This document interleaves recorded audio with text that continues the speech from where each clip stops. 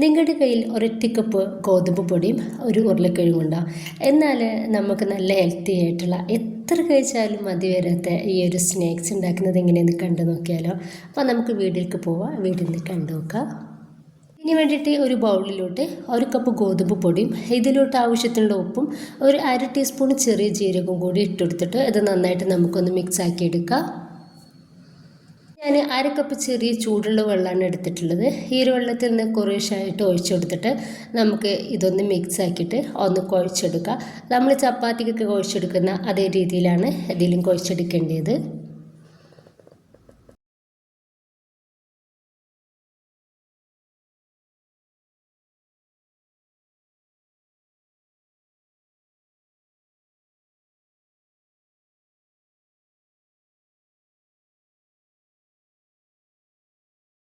ഈ രീതിയിലൊന്ന് കുഴച്ചെടുത്തിട്ടുണ്ട്. ഇതൊന്ന് മാറ്റി വെക്കാം. ഇനിയിപ്പോൾ ഞാൻ ഒരു 2 ഉരുളക്കിഴങ്ങ് പുഴുങ്ങിയിട്ടെടുത്തിട്ടുണ്ട്. ഉപ്പും മഞ്ഞൾപ്പൊടിയും കൂടി ഇട്ടിട്ട് പുഴുങ്ങിയെടുത്തിട്ടുള്ളതാണ്. 1 കപ്പ് ഗോതമ്പ് പൊടി എടുക്കുകയാണെന്നുണ്ടെങ്കിൽ നമുക്ക് വലിയൊരു ഉരുളക്കിഴങ്ങിൻ്റെ ആവശ്യം വരുന്നുള്ളൂ കേട്ടോ. അപ്പോൾ എനിക്കിതിൽ കുറച്ച് ബാലൻസ് വന്നിട്ടുണ്ടായിരുന്നു. ഇനിയിപ്പോൾ ഇതിലോട്ട് ഞാനിതാ ഒരു 1/4 ടീസ്പൂണ് ഗരം മസാല പൗഡറും 1 ടീസ്പൂണ് ചില്ലി ഫ്ലെക്സും ഇട്ടെടുത്തിട്ടുണ്ട്. ഇനിയിപ്പോൾ ഇത് നന്നായിട്ട് നമുക്കൊന്ന് മിക്സ് ആക്കിയെടുക്കാം.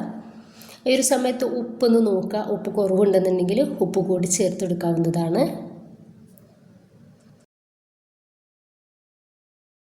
അപ്പോൾ ഈ ഒരു ഫില്ലിങ് നമുക്ക് മാറ്റി വെക്കാം. ഇനിയിപ്പോൾ ഞാനിതാ കൗണ്ടർ ടോപ്പിലേക്ക് കുറച്ച് ഗോതമ്പ് പൊടി തൂവി കൊടുത്തിട്ട് നമ്മുടെ ആ ഒരു ഡോ ഇല്ലേ അതൊന്ന് വെച്ചെടുത്തിട്ട് നമുക്കൊന്ന് പരത്തിയെടുക്കാം.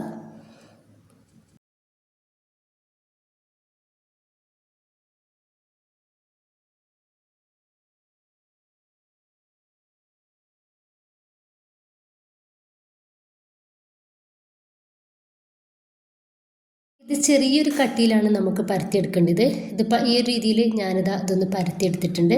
ഇനിയിപ്പോൾ ഇതിൻ്റെ മുകളിലേക്കായിട്ട് കുറച്ച് വെളിച്ചെണ്ണ ഇതുപോലെ ഒന്ന് സ്പ്രെഡാക്കി കൊടുക്കുന്നുണ്ട്.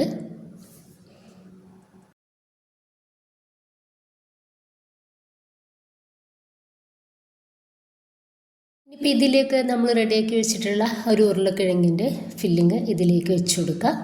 ഇപ്പം ഇത് നമുക്ക് എല്ലായിടത്തും ഇതുപോലെ ഒന്ന് തേച്ച് കൊടുക്കാം കേട്ടോ.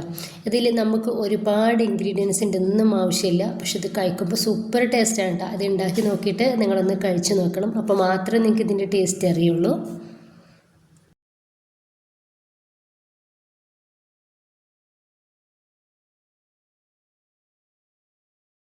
എടുത്തും തേച്ച് കൊടുത്തതിൻ്റെ ശേഷം നമ്മൾ കയ്യിൽ കുറച്ച് വെള്ളമാക്കുക. എന്നിട്ട് ഇതുപോലൊന്ന് ഒന്നുകൂടി ഒന്ന് റെഡിയാക്കി കൊടുക്കുക കേട്ടോ. കയ്യിൽ വെള്ളമോ എണ്ണ എന്തെങ്കിലും ആക്കുകയാണെന്നുണ്ടെങ്കിൽ നമ്മുടെ കയ്യിൽ തീരെ ഒട്ടിപ്പിടിക്കില്ല. അപ്പോൾ അതിന് വേണ്ടിയിട്ടാണ് ഇത് നന്നായിട്ട് നമ്മൾ ചപ്പാത്തിയിൽ നന്നായിട്ട് ഒന്ന് ഒട്ടിപ്പിടിക്കണം.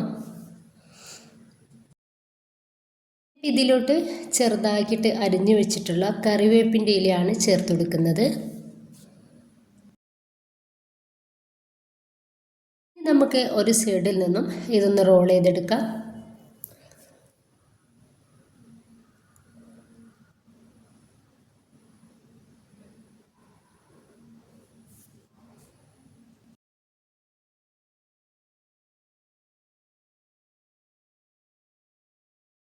എന്നിട്ട് ജസ്റ്റ് നമുക്ക് ഇതുപോലൊന്ന് ചെറുതാക്കിയിട്ടൊന്ന് റെഡിയാക്കി എടുക്കാം. ഇനി നമുക്ക് ഇതൊന്ന് കട്ട് ചെയ്തിട്ടെടുക്കാം. ചെറിയ ചെറിയ കഷ്ണങ്ങളാക്കിയിട്ട് നമുക്കൊന്ന് കട്ടാക്കി എടുക്കാം.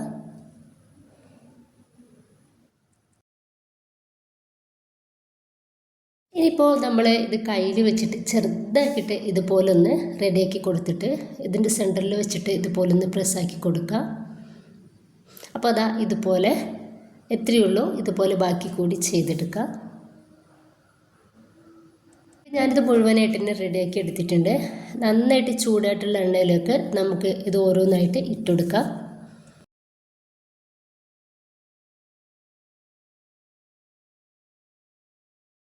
ഇനി നമുക്കിത് മീഡിയം ഫ്ലെയിമിൽ ഇട്ടിട്ട് വേണം റെഡിയാക്കി എടുക്കാൻ വേണ്ടിയിട്ട്. തിരിച്ചും മറിച്ച് ഇട്ടുകൊടുത്തിട്ട് നല്ല ബ്രൗൺ കളർ ആവുന്നത് വരെ നമുക്ക് ഇതൊന്ന് റെഡിയാക്കി എടുക്കാം. അപ്പോൾ ഇതാ ഇതൊന്ന് റെഡി ആയിട്ടുണ്ട്. ഇത്രയും ആയി കഴിഞ്ഞാൽ നമുക്ക് എണ്ണയിൽ നിന്നും ഒന്ന് കോരി മാറ്റാം.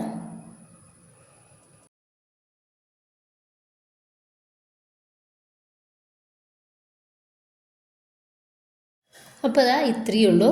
അപ്പോൾ എല്ലാവരും ഒന്ന് ട്രൈ ചെയ്ത് നോക്കുക. ഇഷ്ടമായിട്ട് നിങ്ങളുടെ എല്ലാ സപ്പോർട്ടും ഉണ്ടാവുക.